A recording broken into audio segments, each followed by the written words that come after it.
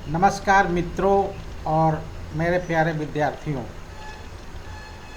आज हम लोग बात करते हैं प्रयोजन मूलक हिंदी के बारे में। अब यह प्रयोजन मूलक हिंदी कहने से हिंदी किसी खास प्रयोजन या उद्देश्य के लिए काम में लाई जाती है।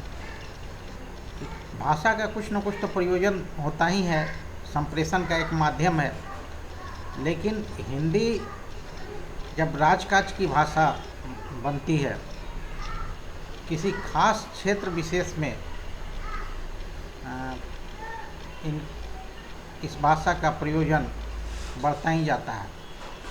अब जैसे कि हिंदी का प्रयोजन मूलक संदर्भ इसके लोकतांत्रिक उद्देश्यों, स्वरूपों और डेली के जो ऑफिस वर्क हैं वहाँ इसके भाषाई संदर्भों की हम बात करते हैं। तो प्रयोजन मूलक हिंदी, जैसे कि हम सभी जानते हैं कि भाषा जो है वह औपचारिक है और अनौपचारिक भी है।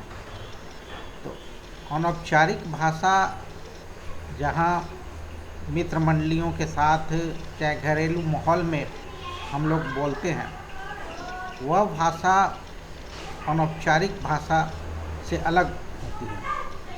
जब हम औपचारिकता के तहत एक निश्चित नियम के तहत हम बात करते हैं तो वहाँ पे खास प्रयोजन या उद्देश्य से भाषा का स्वरूप निर्धारित होता है।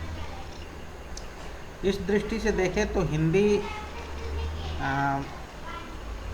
आज साहित्य की भाषा ही नहीं है। अब जब हम साहित्य की भाषा कहते हैं तो वहाँ पे शब्दों का जो अर्थ है वह अभिधा, लक्षणा, व्यंजना, व्यंग सभी संदर्भों में प्रयोग होता है। लेकिन प्रयोजन मूलक हिंदी का अर्थ कुछ खास मायनों में रूढ़ होता है। वहाँ ज़्यादा बदलाव की गुंजाइश नहीं है। यदि हम अदालतों की भाषा के बारे में बात करें तो साहित्यिक भाषा में अगर जज साहब का फैसला आने लगा तो आप संदर्भ के साथ अर्थों में जो परिवर्तन का जो तरीका है वह समझ सकते हैं कि फैसले को कहाँ पे ले जाएगा। अगर ऑफिस में अगर पत्र व्यवहार किया जाए तो अगर साहित्यिक संदर्भों में व्यंग के साथ बात किया जाए तो शब्द का अर्थ कहाँ पे जाके गिरेगा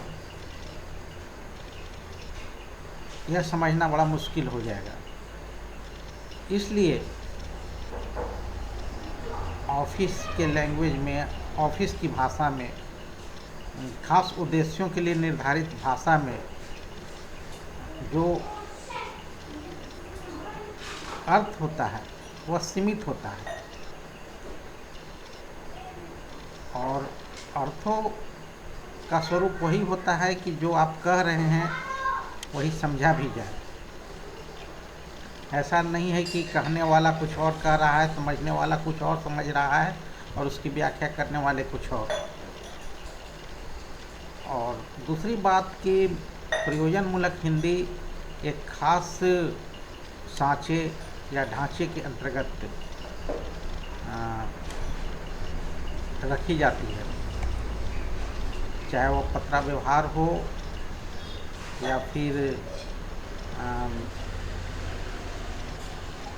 अन्य संपर्कों की भाषा हो, विज्ञापन हो, रेडियो से प्रसारित कुछ संदेश हो। तो इस तरीके से हम देखें तो इनका एक खास उद्देश्य के तहत संचालित होते हैं।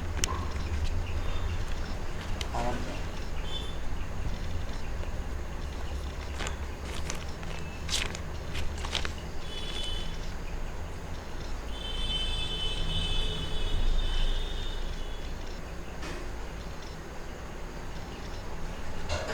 साहित्यिक रूढ़ियों से संचालित भाषा, कोड और डिकोड